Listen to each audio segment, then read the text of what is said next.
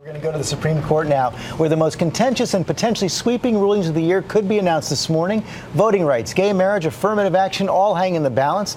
ABC Terry Moran is at the court this morning. Good morning, Terry. You know, the court always seems to save its most important rulings for last. Let's start with gay marriage. There's a whole bunch of possible outcomes here.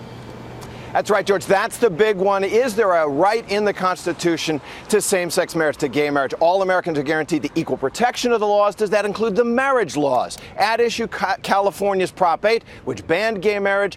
Congress's effort to limit federal recognition of gay marriage. Possible outcomes: the court could say California voters can't do that. The court could say some states which have already granted domestic partnerships must also grant the word marriage, or they could say, you know what, the Constitution's silent on this, let the voters decide. And they could strike down that Defense of Marriage Act, which means that federal benefits would flow to gay couples, or they could uphold it. So there's going to be a huge reaction to whatever the court does right there, depending on which direction they go. Also, two big cases where race is the focus, whether it can be a factor in university admissions, affirmative actions, and whether states still who have a history of racial discrimination still have to submit their voting plans to the Department of Justice.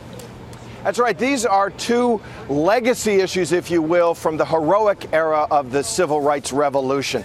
On the voting rights, that dates back to 1964. There are states and counties, localities that need to get the permission of the federal government in order to change their election laws. Is that still necessary? That's the question at the court here. And then on affirmative action, the court's been wrestling with this for 35 years.